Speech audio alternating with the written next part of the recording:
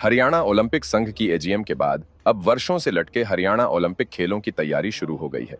जिलावार खिलाड़ियों का डाटा तैयार किया जा रहा है ताकि हरियाणा ओलंपिक खेलों के वक्त खिलाड़ियों की सुविधा और अकोमोडेशन की प्रॉपर व्यवस्था हो सके। हरियाणा ओलंपिक संघ के अध्यक्ष मीनू बेनीवाल ने बताया कि जिला वाइज खेल सुविधाओं और स्टेडियमों की स्थिति भी जांची जा रही है ताकि जिस जिले में जिस खेल के खिलाड़ी और सुविधा बेहतर पाई जाएगी वहां उस खेल का आयोजन करवाया जा सके। मीनू बेनीवाल बहादुरगढ़ की देशी ढाणी रेस्टोरेंट पर पहुंचे थे। यहां हरियाणा तैराकी संघ के महासचिव अनिल खत्री ने उनका स्वागत किया। अनिल खत्री के साथ हरियाणा ओलंपिक खेलों को लेकर चर्चा भी की। इस मौके पर हरियाणा बॉक्सिंग एसोसिएशन के महासचिव रविंद्र पन्नू, देशी ढाणी के निदेशक सुनील खत्री, हरियाणा तैराकी संघ के सदस्य सुरेश जून, बलवान कादयान, सम्राट डागर भी मौजूद रहे। बैठक हमारी हुई है, उसमें हमने तय किया है, सबने जो है यूनानिमसली हमें अप्रूव किया है हमारी एग्जीक्यूटिव को, और एग्जीक्यूटिव इसको फाइनल कर रही है। अभी हमारी बैठकें चल रही हैं। हमने जिले वाइज सर्वे करना शुरू कर दिया, कितने खिलाड़ी एक्सपेक्टेड हैं जो आएंगे, उनकी अकोमोडेशन और उनकी जो व्यवस्थाएं हैं खेल की वो देख रहे हैं। और साथ साथ हम जो स्टेडियम्स हैं उनका भी हम मुआयना करवा रहे हैं कि वहाँ ट्रैक्स वगैरह की सुविधा है, स्विमिंग की है, बॉक्सिंग की, रिंग्स वगैरह जो जिस खेल से संबंधित है वहाँ सुविधाएं हैं कि नहीं। हम ऐसा काम करने जा रहे हैं जहाँ खिलाड़ियों को ज़्यादा सफर ना करना पड़े और जिस खेल के खिलाड़ी बहुतायत में जहाँ हैं वो खेल उसी के आसपास किया जाए ताकि असुविधा भी ना हो और आयोजन सही उचित प्रकार से हो सके। फुटबॉल का एक केस चल रहा था, उन लोगों का आपस में केस था, काफ़ी सालों से वो पेंडिंग था। उसमें जो न्यायालय का निर्णय आया है, माननीय जो रजिस्ट्रार साहब हैं उनका निर्णय आया था और उन्होंने डिफंक कर दिया उस चुनाव को।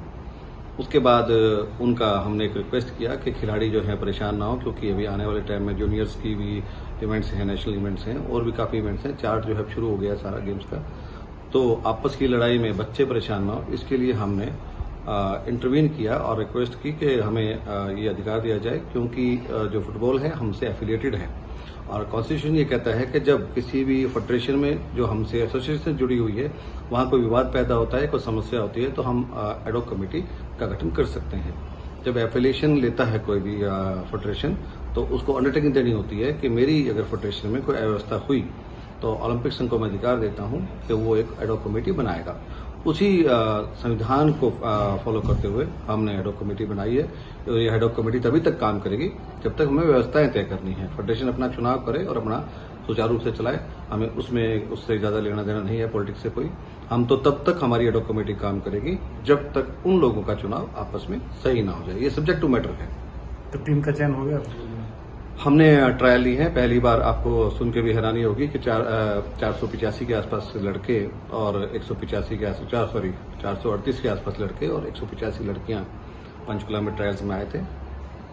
हमने बेहतरीन कोशिश की है, एक्सपर्ट्स को लेके आए हम। जो ट्रायल में जो लोग शामिल थे उसमें अलग अलग फेडरेशन के लोग भी थे, यूनिवर्सिटीज के डायरेक्टर्स भी थे, बहुत बड़े असाई के डायरेक्टर्स भी थे और अवार्डीज भी थे, उसमें इंटरनेशनल प्लेयर्स भी थे। सबको इकट्ठा समाहित करके हमने वो ट्रायल कंडक्ट किए हैं।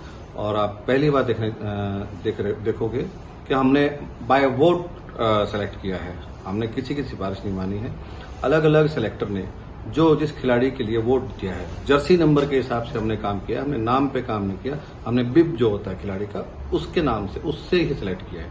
तो जिसको जितने वोट मिले हैं उसको उसी हिसाब से हमने प्रायोरिटी दी है। तो कौन से टूर्नामेंट के लिए? इनकमिंग टूर्नामेंट है जूनियर, जो है जूनियर गेम्स हैं लड़के और लड़कियों के फुटबॉल के, उसके लिए हमने ये ट्रायल्स ली है। चयन नहीं किया गया, अभी ट्रायल्स। तो टीम की घोषणा भी बाकी नहीं कर रहे हैं। हम अभी वही ध्यान दे रहे हैं जो हमसे एफिलिएटेड हैं, नंबर 1, और नंबर 2 जो एसोसिएशन ओलंपिक गेम से संबंधित हैं, फेडरेशन ओलंपिक संबंधित हैं और उनके किसी विवाद से हमारा जो लक्ष्य है ओलंपिक का 2036 का वो प्रभावित ना हो। और हमने उसको अभी और भी कम किया है 36 को। हम 28 और 32 के लक्ष्य में भी काम करना शुरू हमने कर दिया, क्योंकि अगर हम सीधे 36 का ही रखेंगे तो 28 और 32 में हम काम नहीं कर पाएंगे।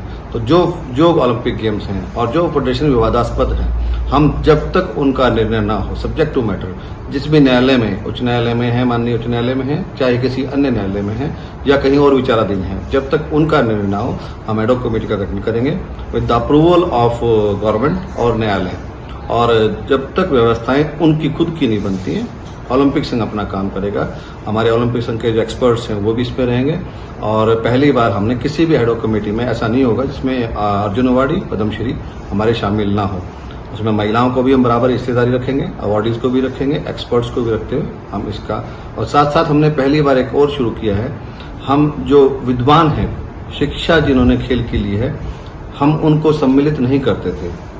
जो फिजिकल एजुकेशन के बड़े लेक्चरर्स हैं या किसी NIS से करके वो डायरेक्टर स्पोर्ट्स हैं या किसी बड़े पद पर बैठे हैं, लेकिन उन्होंने शिक्षा खेलों से संबंधित ली है, हम उनको भी शामिल कर रहे हैं। और आने वाले दिनों में हम कुछ और लोगों को भी चयन करने जा रहे हैं, जिसमें हम फिजिकल ट्रेनिंग्स में के संबंधित जो लोग हैं, अलग अलग लोगों को हम उसमें शामिल करेंगे।